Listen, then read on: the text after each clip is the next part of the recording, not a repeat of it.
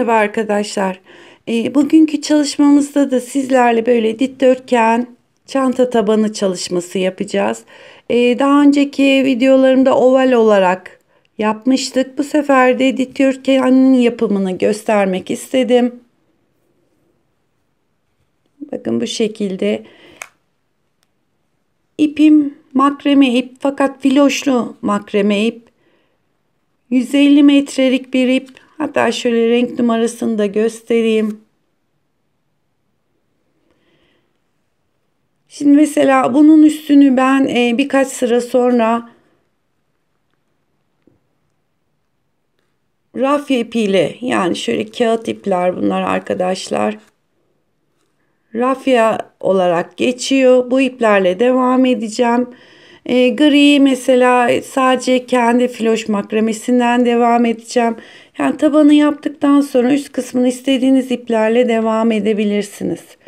Bunları ördüm. Tığ numarası da 3,5.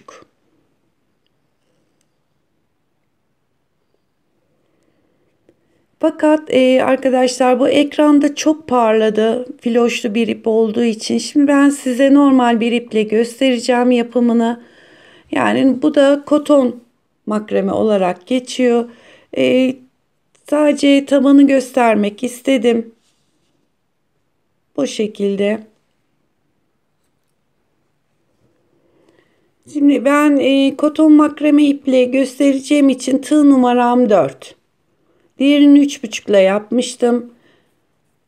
Yalnız bunda arkadaşlar dikdörtgen tabanı yaparken eğer ilk defa yapıyorsanız şöyle işaretleyiciler tavsiye ederim. Yani ya da bir ip parçaları. Şimdi biraz zincir çekiyorum. Yani dediğim gibi bunu çantanın tabanını ne kadar istiyorsanız istediğiniz ebatta zinciri çekiyorsunuz. Diyelim ki ben burada sadece köşe çalışması yapacağım için şu zincir yeterlidir. Mesela 35-41 zincir çektiniz. Bir tane de fazladan çekiyorsunuz. Birinciye değil, ikinciye şöyle üst katına girerek sık iğne.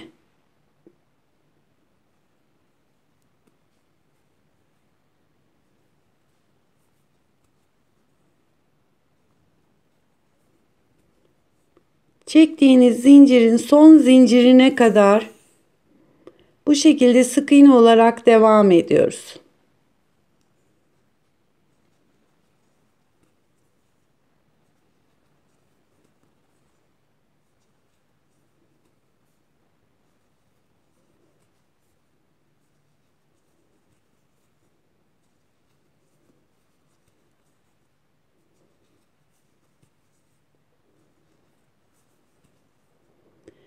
Şimdi buradaki son zincire geldiğimiz zaman buraya 3 kere sık iğne yapacağız. Şimdi giriyorum. 1. Tekrar aynı noktaya giriyorum. 2. Tekrar aynı noktaya giriyorum. 3. 1, 2, 3 tane sık iğne yaptık. Şimdi geri döneceğiz. Bu diğer tarafta yaptığımız sık iğnelerin dibine tekrar sık iğne olarak gidiyoruz. Aynı zamanda şuradaki ipinizi de saklayarak giderseniz temiz bir çalışma olur.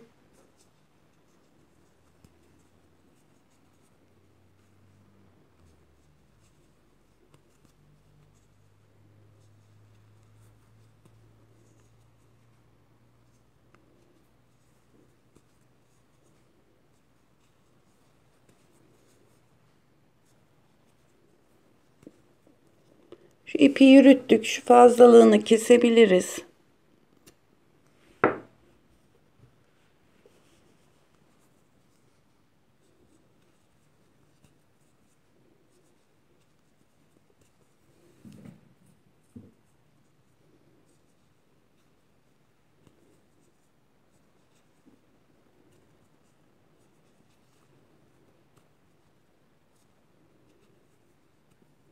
Şimdi ilk döndüğümüz noktaya kadar geldik. Bakın şurası. Şimdi buraya da 3 tane sık iğne yapacağız. Fakat bunda diğer oval tabanda yaptığımız gibi üst sıraya çıkışımız olmayacak. Döne döne döne döne olarak yapacağız. İlk başladığım noktaya giriyorum ve buraya da 3 tane.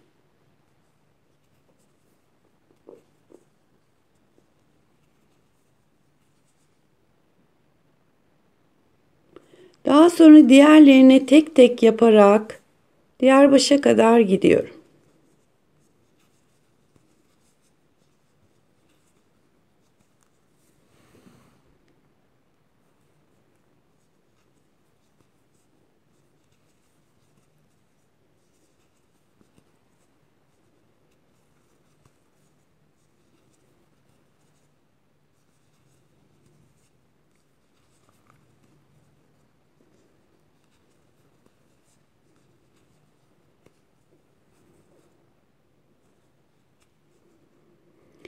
Şimdi arkadaşlar şurada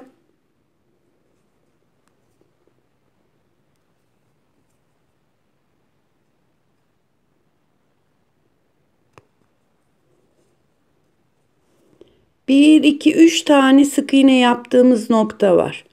Şimdi tam bu üç tanenin ortasında bir, iki tane tepe noktası var. Şimdi son sık iğnemi yapıyorum. Bakın bir tane de burada köşede iki tane tepe noktası var.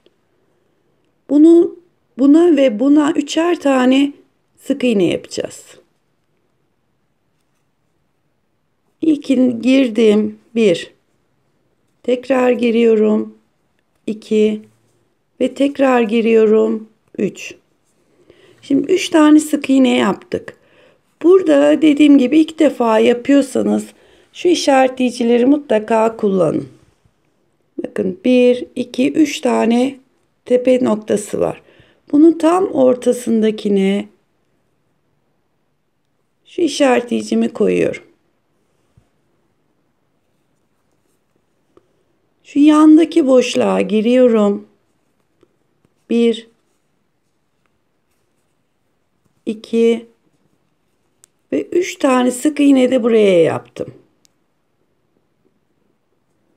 Şimdi 1, 2, 3 tane sık iğnenin tam orta noktasına diğer işaretleyicimi koyuyorum. Bakın şöyle 2 tane köşe noktamız oldu. Şimdi devam ediyorum. Diğer sık iğnelerin tepesine tek tek yaparak köşe noktasına kadar gidiyorum.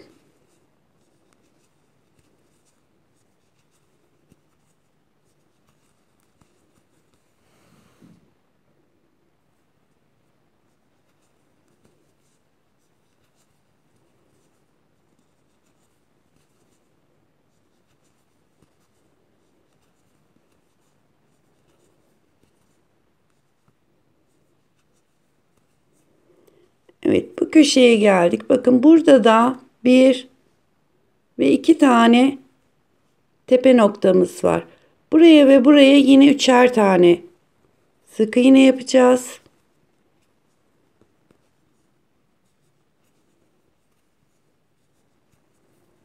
Üç tane sık iğneyi yaptım. Yine bunun tam ortasındakine şu işaretimi koyuyorum.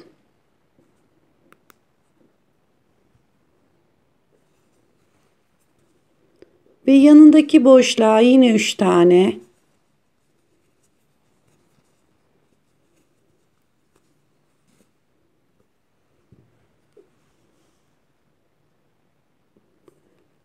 Tam ortadakinin tepe noktasına girdim ve işaretimi koyuyorum.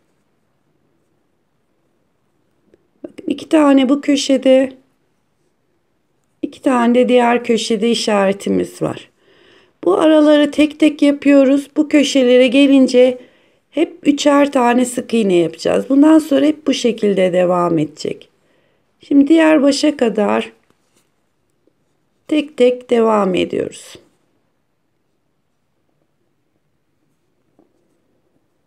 Şimdi şu işaret koyduğumuz yere kadar tek tek yaptım. Burada işareti çıkartıyorum. Buraya yine 3 tane. 1 2 3 3 taneyi yaptıktan sonra yine tam ortadakine işaretimi takıyorum. Arada 1-2 tane sık iğnemiz var. Bunları tek yapıyorum. 1 yanındakine yapıyorum. 2 tam işaretli yere geldik. Yine bunu çıkartıyorum.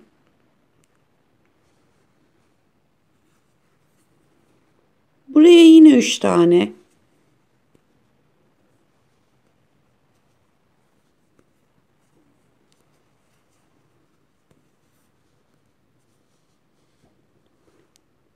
Ve işaretimi yine 1 2 3 tane yaptığımızın tam orta noktasına takıyorum.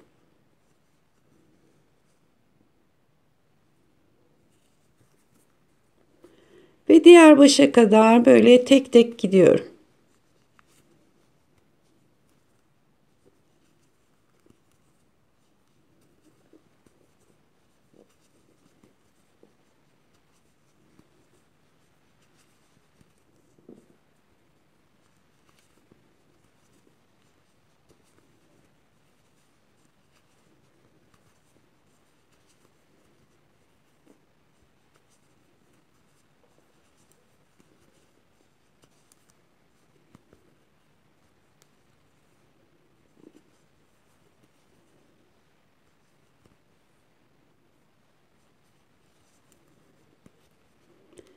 Ve yine tam işaret koyduğumuz diğer köşeye geldik. Bunu çıkartıyorum. Çıkarttığım yere 3 tane sık iğne.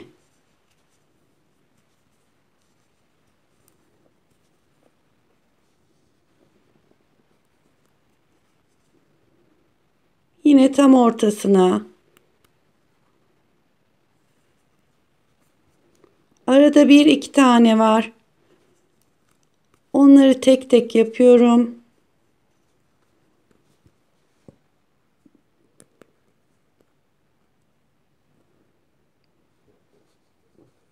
İşaret koyduğumuz yere 3 tane.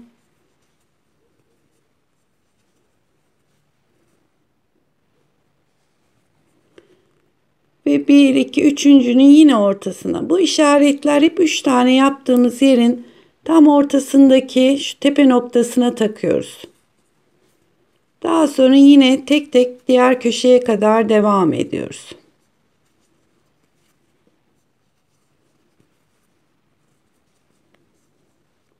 Bakın burada köşelerimiz artık oluşmaya başladı.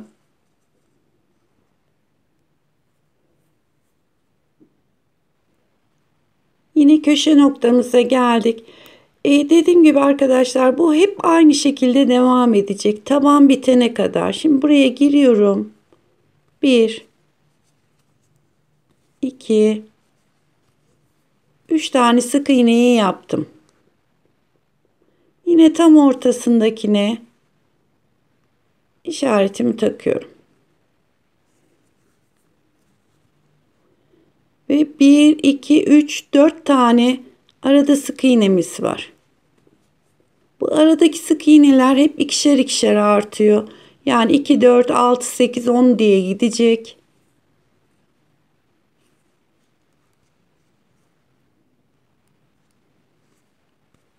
Dört tane sık iğneyi yaptım ve işaret koyduğum yere geldim.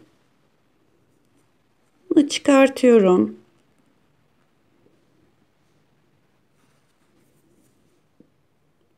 Ve buraya 3 tane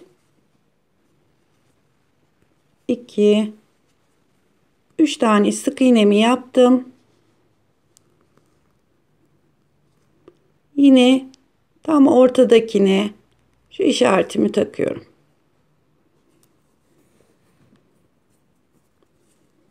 Ve tek tek diğerlerine tek tek devam ederek diğer başa kadar gidiyorum arkadaşlar.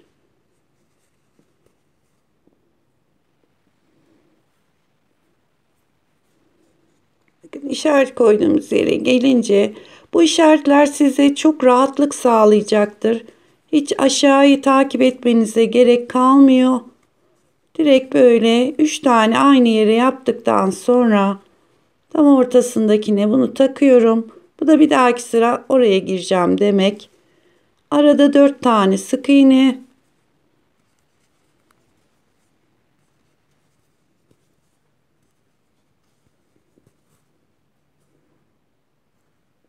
Buraya yine 3 tane.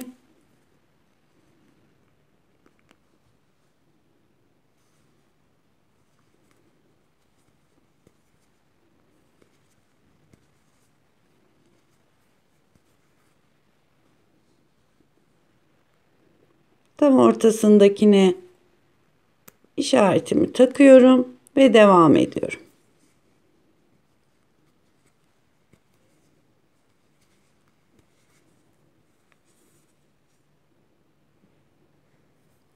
Ve bu köşeye geldik. Yine çıkartıyorum.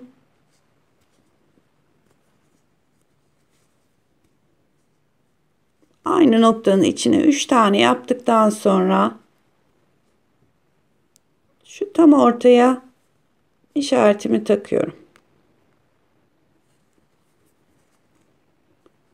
Şimdi 1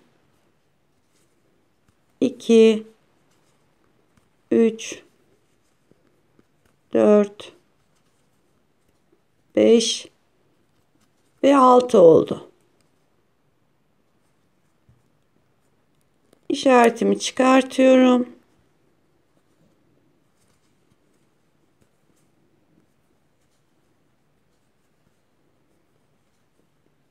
Üç tane sık iğneyi yaptım. Ve bunu yine orta noktasına takıyorum.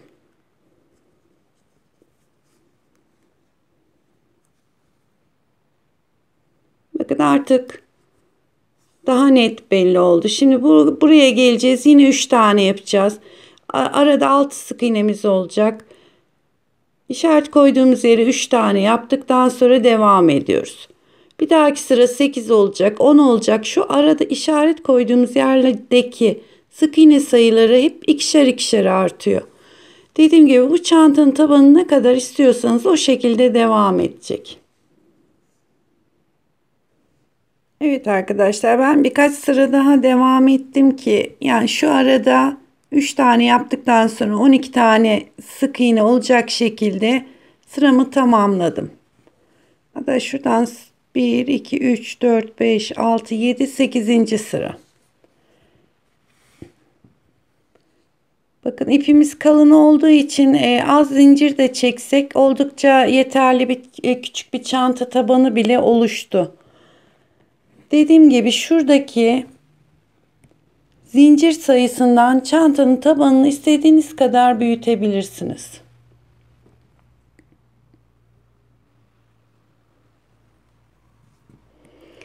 Bir de üst sıraya geçişi göstereyim arkadaşlar. Artık artırmamız bittiği için buradaki bütün işaretleri çıkartabilirsiniz.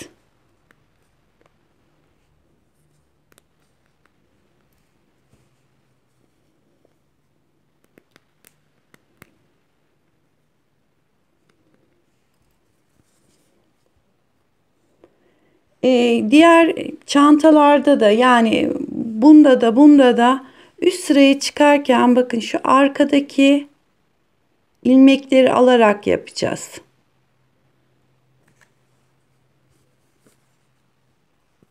Sadece aralara girmeyeceğiz. Şuradaki ilmekleri yani şu V gibi görünen ilmeklerin arkadaki ilmeğini alarak sadece bir sıra olarak o işlem yapılacak. Bakın hemen başlıyorum şuradan. Yani sık iğnenin içine girmiyorum. Tam şu tepe noktasına girerek Şu şekilde. Artık artırmamız bitti arkadaşlar. Bundan sonra bütün ilmeklere tek tek.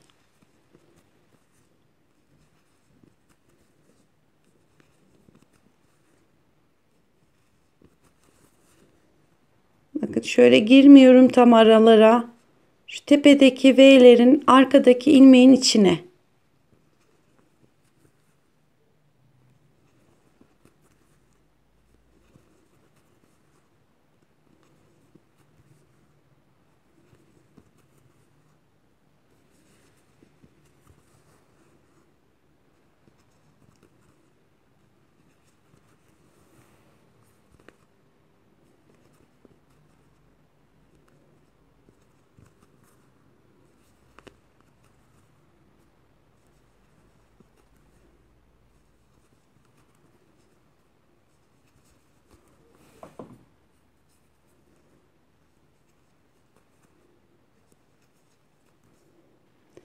Köşeye geldik. Yine hepsine buradakilerin tek tek yaparak artık çantanın üst kısmına başlamış oluyoruz.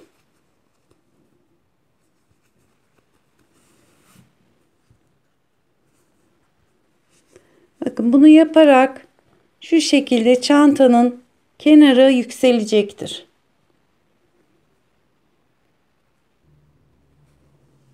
Evet, şu ilk başladığımız noktaya kadar geldik. Bakın bu üstüne çıktıkça çantamız şu şekilde olacak arkadaşlar. Artık bundan sonra üst kısmına başlamış olduk.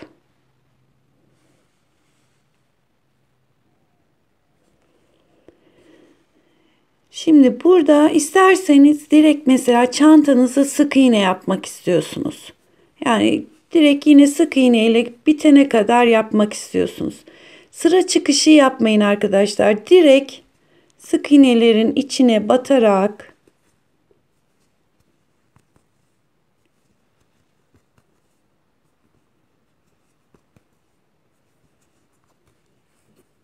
böyle sadece sık iğneden de yapabilirsiniz. Veya diyelim ki trabzanla bir motifli örnek kuracaksınız veya sadece trabzanla yapmak istiyorsunuz. O zaman mutlaka bir sıra çıkışınız olması gerekiyor.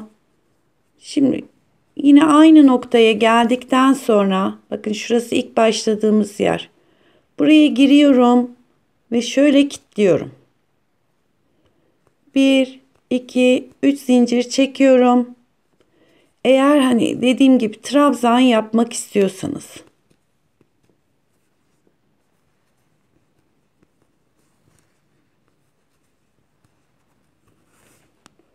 Trabzanda da bu mutlaka bir üst sıraya çıkış yeriniz olması gerekiyor. Yani bu tabandan sonra artık üst kısmı tamamen yapacağınız örneğe göre kendiniz kurabilirsiniz.